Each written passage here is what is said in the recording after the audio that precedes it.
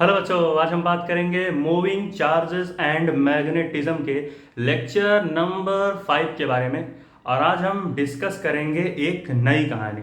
पिछले लेक्चर में हमने डिस्कस किया था कि भैया अगर कोई हम फाइनाइट लेंथ की, फाइनाइट इनफाइनाइट नहीं सर, मुझे इनफाइनाइट सुनाई दे रहा है। फाइनाइट लेंथ की मतलब ऐसी लेंथ जो कि निश्चित हो। एक फाइनाइट लेंथ की हमने वायर ली थी और उस वायर से पी पॉइंट की डिस्टेंस पर मैग्नेटिक फील्ड निकाला था। तो वहां पर हमने कहा था कि उसके कॉन्सेप्ट के लेक्चर के बाद एक न्यूमेरिकल के लेक्चर आएगा। कहने का मतलब कि फाइनाइट लेंथ के से पी डिस्टेंस की दूरी पर जब हमने मैग्नेटिक फील्ड की वैल्यू निकाली थी, तो उसी के ऊपर आज हम डिस्कस करेंगे एक क्वेश्चन सीरीज। कल डिस्कस हुआ था, उसका फॉर्मूला हमने निकाल के लाया था एक, ठीक है, उस रॉड के, सॉरी उस इनफाइनाइट लेंथ ऑफ वायर के लिए। आज उसी के ऊपर बेस्ड हम न्यूमेरिकल्स को लगाएंगे। तो शुरू करते हैं एक बहुत ही सुंदर सा लेक्चर, एक बहुत ही सुंदर सी दोपहर में प्यारे घंटों के साथ। चलो भाई, क्वेश्चन नंबर 1 से। पिछला लेक्चर नहीं भी देख के आए हो तो समझाएंगे, अच्छे से समझ जाओगे, ठीक है। देखो यार, क्वेश्चन नंबर 1, ये क्वेश्चन नंबर 1 कैसे होगा। देखो, हम क्या करते हैं, सबसे पहले भाई फाइनाइट लेंथ की एक रॉड के ऊपर ही लगाते हैं, ठीक है। मान लेते हैं हमारे पास एक फाइनाइट लेंथ की रॉड है, ठीक है। हमारे पास एक फाइनाइट लेंथ की रॉड है, ठीक है। फिर यहाँ से हम जो है पी डिस्टेंस पर आए, मान लेते हैं यहाँ से हम जो है पी डिस्टेंस पर आ गए। अब पी डिस्टेंस पर हमसे पूछेगा कि भैया बताओ कितनी मैग्नेटिक फील्ड है। मान लेते हैं इस पी डिस्टेंस पर आए, ये फाइनाइट लेंथ की वायर है, ठीक है। मतलब जिसका लेंथ फिक्स है, फाइनाइट लेंथ है वायर का। और इस वायर में 2 एम्पियर ऑफ करंट फ्लो हो रही, भैया वायर के अंदर 2 एम्पियर की करंट फ्लो हो रही। और वायर से पी डिस्टेंस पर मैग्नेटिक फील्ड पूछा है। और मान लेते हैं कि इस लेंथ का जो, सॉरी इस, ये जो लेंथ है, मतलब ये मान लेते हैं ओ, तो ओ से पी तक की बीच की जो दूरी है वो हम मान लेते हैं 10 सेंटीमीटर है, ठीक है। इसको हम मान लेते हैं भैया ये जो है 10 सेंटीमीटर है, यानी 10 सेंटीमीटर के डिस्टेंस पर मैग्नेटिक फील्ड प्रोड्यूस हो रही है। अब हमसे कहा कि बताओ पी पॉइंट पर कितनी मैग्नेटिक फील्ड प्रोड्यूस होगी। तो हमने पिछले लेक्चर में जैसे जैसे कहानी को बनाया वैसे यहाँ पर भी बनाते हैं। सबसे पहले हम यहाँ से यहाँ तक एक लाइन ज्वाइन करें, ठीक है। तो भैया यहाँ से हमारे ऐसे डिंग डिंग डिंग, यहाँ से यहाँ तक हमने एक लाइन ज्वाइन कर ली, ठीक है। सुनो फिर यहाँ देखो, अरे यार ये क्या हो गया, हाँ भाइयों बहनों रुको। फिर हम यहाँ पर आए, फिर हमने यहाँ पर एक लाइन ज्वाइन कर ली, मान लेते हैं ये 10 सेंटीमीटर है, लिख लेते हैं, हाँ चलो ठीक है। यानी हमने जो है दोनों तरफ से एक लाइन ज्वाइन कर ली, ठीक है। अब मान लेते हैं ये जो ऊपर वाला एंगल है इसको हम मान लेते हैं φ1, ठीक है। ये जो ऊपर वाला एंगल है इसको हम मान लेते हैं φ1, और ये जो नीचे वाला एंगल है इसको हम मान लेते हैं φ2, ठीक है। बाहर लिख दिया क्योंकि यहाँ गोच गोच हो जाता बीच में ना। यानी कि ये जो लेंथ है ओ से पी तक का, ये 10 सेंटीमीटर है, ठीक है। ये जो ओ से पी तक के बीच का जो लेंथ है वो 10 सेंटीमीटर है। ये एंगल φ1 है और ये एंगल φ2 है, ठीक। अब हम जो है निकाल लेंगे मैग्नेटिक फील्ड। तो पिछले लेक्चर में हमने क्या फॉर्मूला निकाला था, किसी भी फाइनाइट लेंथ ऑफ रॉड की वजह से मैग्नेटिक फील्ड कितनी प्रोड्यूस होती थी। हमने फॉर्मूला निकाला था B equals to mu naught, B equals to हमने क्या निकाला था, म्यू नॉट अपॉन 4 पाई, ठीक है। Mu naught upon 4 pi into I upon A, bracket में हमने निकाला था साइन अल्फा 1, या फिर साइन φ1 लिख लेते हैं। क्या निकाला, साइन φ1, ठीक है। हमने निकाला sine φ1 plus sine φ2 plus sine φ2, ठीक है। हमने जो है कुछ इस तरीके से फॉर्मूला निकाला था कि भैया mu naught upon 4 pi into I upon A, bracket में साइन φ1 प्लस साइन φ2।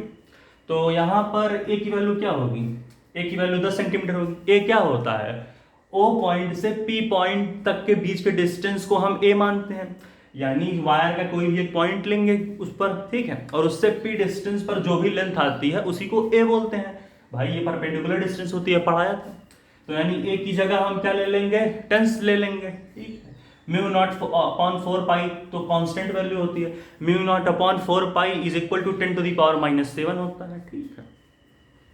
यही होता है भाई, इसको हमने पढ़ा हुआ था, ठीक है, कि भाई 10 टू द पावर -7 हो जाएगा ये, तो ठीक है। तो यहाँ पर क्या होगा, ये म्यू नॉट अपॉन 4 पाई हमारा हो जाएगा, या फिर एक काम करो, वैल्यू रखने से क्या फायदा, म्यू नॉट अपॉन 4 पाई ही रखो, कांस्टेंट तो है ही, ठीक है। तो यहाँ हम रख लेते हैं म्यू नॉट अपॉन 4 पाई, ठीक है, म्यू नॉट अपॉन 4 पाई।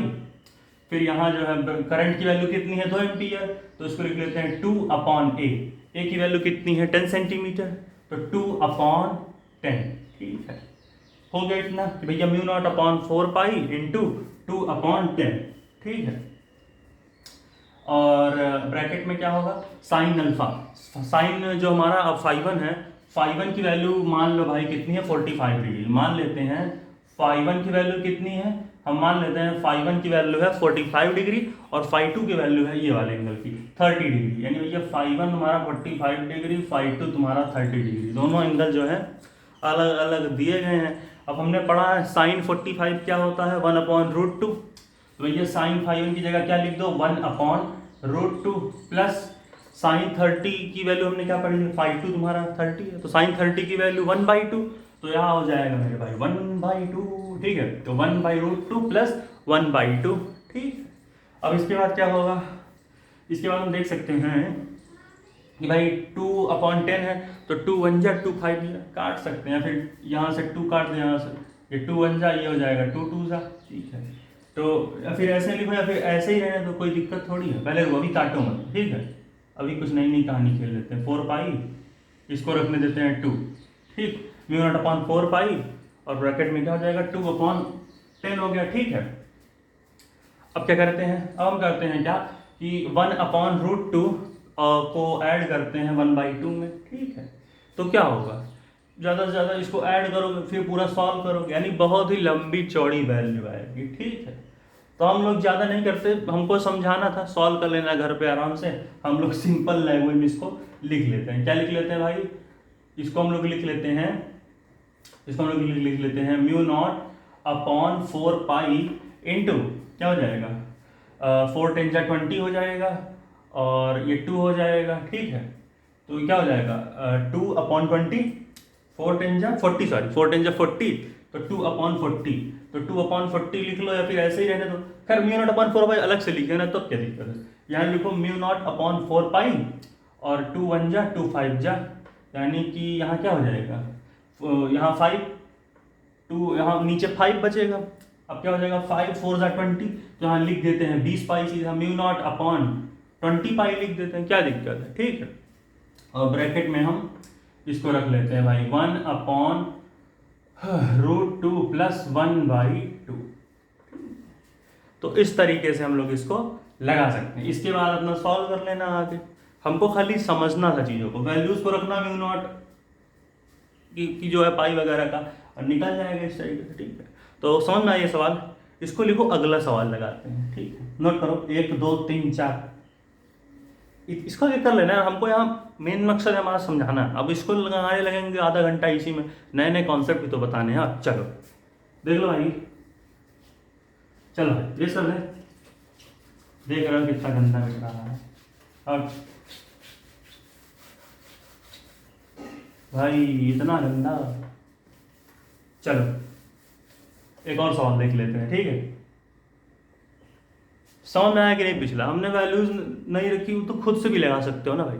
अब हम लेते हैं एक स्क्वायर का क्वेश्चन, ठीक है, ये हमारे पास एक स्क्वायर गिवन है और उस स्क्वायर के ऊपर कैसे कैसे कहानी को बनाएंगे, ठीक। चलो देखो, मान लेते हैं हमारे पास एक यहाँ पर स्क्वायर है, ठीक, हमको जो है स्क्वायर गिवन है मान लेते हैं यहाँ से ऐसे, फिर यहाँ से ऐसे, यहाँ से ऐसे और यहाँ से ऐसे, ठीक है। हमको जो है एक स्क्वायर दिया गया है, ठीक है। स्क्वायर के चारों साइड बराबर होते हैं, ये तो सबको पता है भाई, ठीक है। स्क्वायर के चारों साइड बराबर होते हैं, मान लेते हैं इसका लेंथ ए है, तो भाई इसका भी ए ही होगा, ये भी ए होगा और ये भी ए होगा, यानी स्क्वायर के चारों साइड तो बराबर है, तो ए होगा। फिर हमसे सेंटर पर आके पूछा कि भैया स्क्वायर के सेंटर पर कितनी मैग्नेटिक फील्ड प्रोड्यूस होगी। हमसे कहा भैया कि बताओ स्क्वायर के इस पॉइंट पर कितनी मैग्नेटिक फील्ड प्रोड्यूस होगी। हमने कहा ठीक है बताते हैं, दिमाग लगाते हैं। एक काम करो, इस पॉइंट से यहाँ तक एक लाइन ज्वाइन करो, फिर यहाँ से एक लाइन ज्वाइन करो, ठीक कर दी। अब एक काम करते हैं, इस स्क्वायर से हम एक परपेंडिकुलर डिस्टेंस लेते हैं यहाँ पर, ये 90 डिग्री होगा, सीधी सी बात है, एल्टीट्यूड है ट्रायंगल का, ठीक। चल रहा है। अब स्क्वायर का अगर ये 90 ये 90 तो ये क्या हो जाएगा भाई, ये 45 हो जाएगा। यहाँ भी कुछ एंगल हुआ होगा, ये पूरा 90 होगा, फिर इतना थीटा, यहाँ क्या हो जाएगा 45 डिग्री का एंगल बनेगा, 45 डिग्री उधर 45 डिग्री इधर। पूछ हमसे क्या रहा है कि इस पी पॉइंट पर मैग्नेटिक फील्ड पूछ रहा है, लेकिन चारों साइड की वजह से, ठीक है। हमें पता करना क्या है, हमें पता करना है मैग्नेटिक फील्ड की वैल्यू, ठीक है, due to all sides of squares और square, due to all sides of square, मतलब कि स्क्वायर की जो है ऑल, जो चारों साइड है, चारों साइड की वजह से कितनी मैग्नेटिक फील्ड प्रोड्यूस हो रही, चारों साइड की वजह से। तो एक एक साइड की वजह से मैग्नेटिक फील्ड निकालते हैं।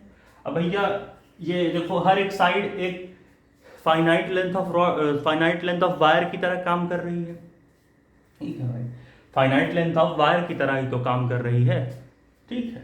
तो इस तरीके से हम इसको लिख भी सकते हैं। मान लेते हैं इसमें आई अमाउंट ऑफ करंट फ्लो हो रहा, यहाँ आई, फिर ये आई यहाँ ऐसे जाएगा, फिर ये आई यहाँ ऐसे जाएगा, फिर ये आई यहाँ ऐसे जाएगा, ठीक, आई अमाउंट ऑफ करंट। सबसे पहले इस वाले साइड की वजह से मैग्नेटिक फील्ड निकालते हैं, तो इसको मान लेते हैं magnetic field due to side 1, इसकी वजह से B1, इसको नाम देते हैं B1, ठीक। B1 क्या होगा, वही फॉर्मूला क्या होगा भाई, यही होगा कि भैया म्यू नॉट अपॉन 4 पाई, ठीक है, into I upon A, mu naught upon 4 pi into I upon ए,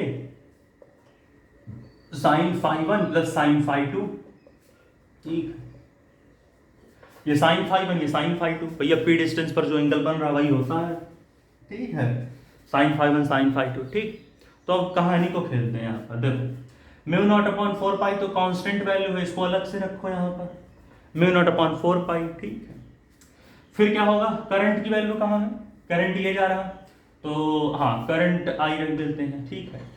ए की वैल्यू क्या होगी, तो ध्यान से देखो, हाँ खैर इसको ए मत मानो, इसको कुछ चलो हाँ ए ही मान लेते हैं, ठीक है। लेकिन यहाँ पर हम ए डिस्टेंस को नहीं रख सकते, बोलो क्यों, क्योंकि यहाँ पर हम वो डिस्टेंस रखते हैं जो कि इस पॉइंट से पी पॉइंट तक के बीच की होती है, मतलब जहाँ मैग्नेटिक फील्ड प्रोड्यूस हो रही उसका परपेंडिकुलर डिस्टेंस लेते हैं। क्या ये परपेंडिकुलर डिस्टेंस है, क्या नहीं, इस पी पॉइंट से ये वाला डिस्टेंस परपेंडिकुलर है।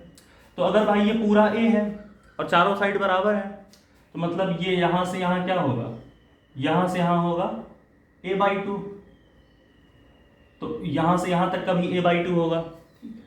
तो इसे कैसे मैं दिखाऊं, मान के चलो, दिख तो नहीं सकता, समझ लो कि ये जो डिस्टेंस है इसकी दूरी भी क्या होगी, a/2 ही होगी। यानी कि यहाँ पर हमारा डिस्टेंस क्या हो गया, a/2, और a/2 तो 2 ऊपर चला जाएगा, तो लेकिन बाद में लिखते चलो। फिर यहाँ साइन फाई 1 1/√2 1/√2 दोनों ऐड होंगे, क्योंकि साइन 45 की वैल्यू 1/√2 है, दोनों एंगल 45 ही हैं, तो यहाँ हो जाएगा भाई 1/√2 प्लस 1/√2, ठीक है।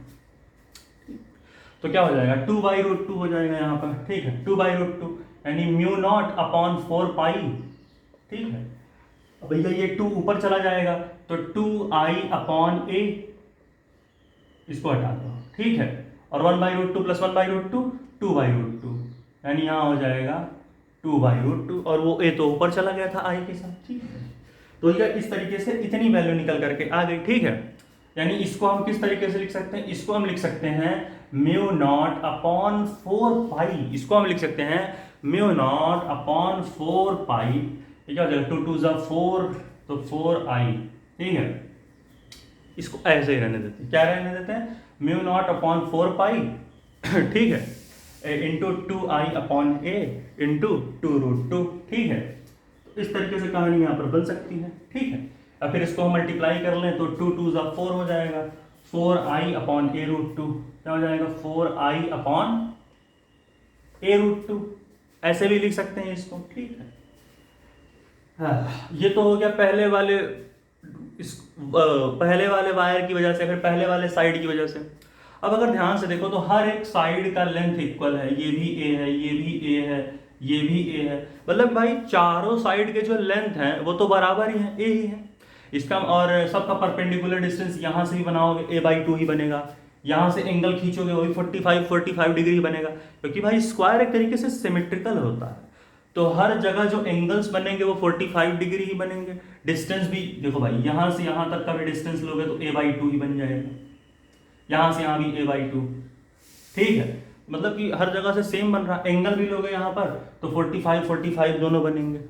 इसका मतलब कि हर एक स्क्वायर के हर एक साइड की वजह से इतनी ही मैग्नेटिक फील्ड बनेगी, सीधी सी बात है। यानी कि जो अगर हम नेट फील्ड जो हम निकालना चाहते हैं वो क्या होता है, B1 plus B2 plus B3 plus B4, यही होता है। तो भैया चारों की वजह से, चारों साइड की वजह से मैग्नेटिक फील्ड। अब इसके लिए हम क्या कर सकते हैं, यानी हमारा एक तरीके से देखो, और B1 B2 B3 B4 एक दूसरे के बराबर है, मतलब कि जो हमारा B1 है वो B2 के बराबर है, वो B3 के बराबर है, वो B4 के बराबर है, जिसका साफ सा मतलब हुआ कि टोटल मैग्नेटिक फील्ड क्या हो जाएगी, चारों साइड ले लो तो 4 into B1 is equal to net field, यानी कि एक बार फील्ड निकालो कहानी बनाओ 4B1, यानी कि B1 से ही 4 का मल्टीप्लाई कर दो, तो यहाँ पर क्या हो जाएगा, यहाँ पर जो B नेट हो जाएगा वो क्या होगा, इज इक्वल टू हो जाएगा 4 into mu naught upon 4 pi, ठीक है, mu naught upon 4 pi into 4i अपॉन a√2 इज इक्वल टू क्या हो जाएगा, 4 4 16, ठीक है। तो हाँ, म्यू नॉट अपॉन 4 पाई को अलग ही रखो, म्यू नॉट अपॉन 4 पाई, ठीक है, म्यू नॉट अपॉन 4 पाई और 4 4 16, तो यहाँ हो जाएगा 16i अपॉन a√2, ठीक है। तो इस तरीके से ये वैल्यू निकल करके आएगी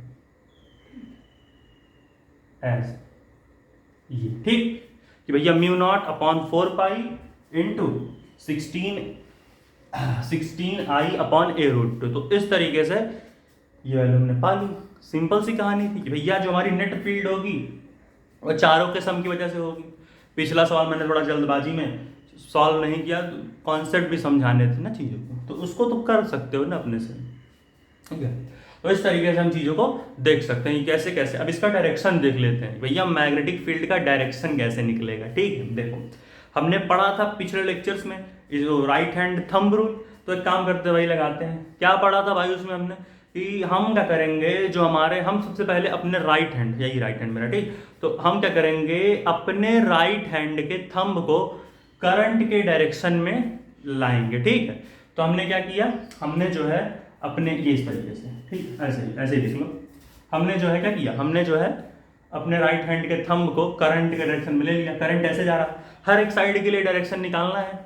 देखो मान लो करंट आई ऐसे जा रहा, इस वाले साइड के लिए पहले निकालते हैं डायरेक्शन, करंट इसमें से जा रहा, अब अपने जो फिंगर्स है उसको ऐसे करेंगे, या फिर देखो ऐसे जा रहा, ठीक है, करंट ऐसे जा रहा। अब देखो ये फिर क्या करना है, करंट थंब को अपने करंट की तरफ ले जाओ, हमने पढ़ा है, और फिर उसके बाद अपने जो राइट हैंड के पाम है, जो चारों उंगलियों का समूह मिलकर बनता है, राइट हैंड का पाम है, उसको ऐसे कर्ल करना है, तो ऐसे जाओ, ऐसे